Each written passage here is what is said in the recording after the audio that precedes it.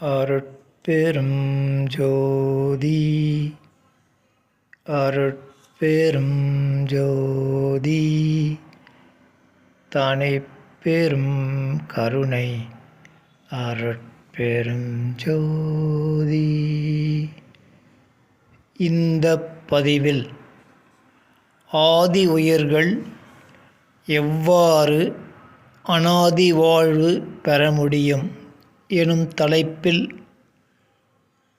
வேலூர் ஐயா எனும் அருட்திரு யோகானந்த சாமிகள் அருளிய விளக்கத்தை அறிவோம்.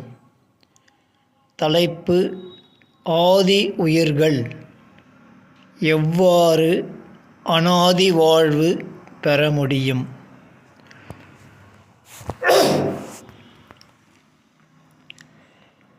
ஆதிபகவன் படைப்பாகிய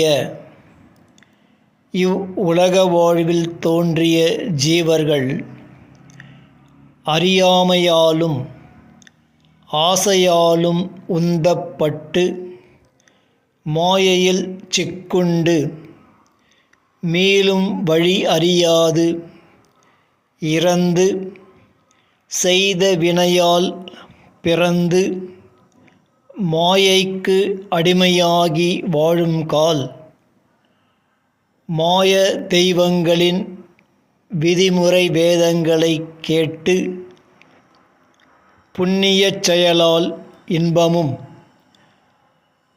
பாவச் செயலால் துன்பமும் வரும் எனக் கற்று புண்ணிய கர்மங்கள் பல செய்து இகபோகம் கண்டு அதனால் பெரும் புண்ணியச் செயல் பல புரிந்து பரபோக வாழ்வு பெற்று தேவர் மூவர் ஐவர்களாகி அப்புண்ணியம் தீர்ந்து அங்கு செய்த பாவங்களை அனுபவிக்கவும் மீண்டும் புண்ணியம் செய்து பரபோகம் பெற இகத்தில் பிறந்தும் வாழுங்கால் நரகம் கண்ட அவர்கள் பிறப்பு இறப்பில் வாழ விரும்பாது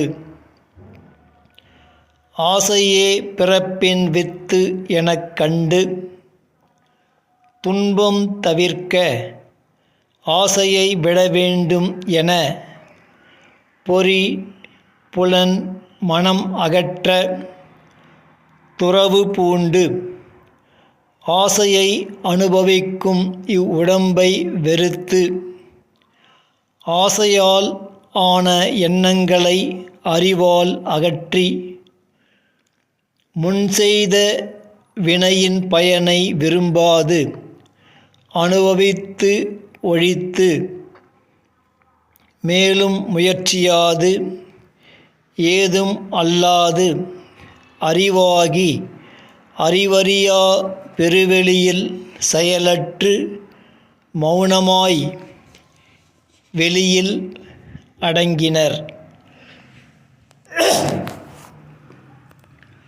அப்பேற்றினையே பெரும் பேறு என வேதமாய் வழங்கினார். அவ்வுயிர்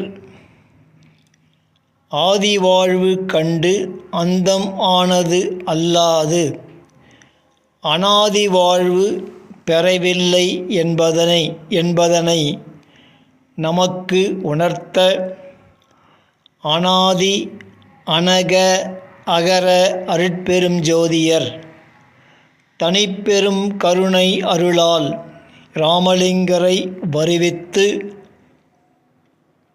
சுத்த சன்மார்க்கத்தை ஓதாது உணர்த்தி முன்னைய வேதம் தோன்றிய உலகறி வேதமென அறிவித்து அதனை பூர்வமாய்க் காட்டி அவர்கள் பெற்ற அறிவை ஞான உடம்பாக்கி அவர்கள் விட்ட தூல உடம்பை சுத்த பிரணவ உடம்பாக்கி மரணம் அற்ற குருதுரியம் காட்டி அதுவே சத்திய ஞானசபை என விளக்கி முன்னவர் விட்ட உலக ஜீவர்களுக்கு உணவு அளித்து உயிர்காக்க சத்திய தருமச்சாலை காட்டி ஆதி உயிர்கள் அனாதி உயிர் பெற இரக்கம் காட்டவே மரணமிலா பேரின்ப பெருவாழ்வு என அறிவித்ததே தனிப்பெரும் கருணை. அவ்வுண்மையை அறிவிப்பதுவே ஊன்றிய தமிழ் மாமறை. விளக்கம் முற்றிற்று. இருப்பினும் ஒரு சில வார்த்தைகள் மட்டும்.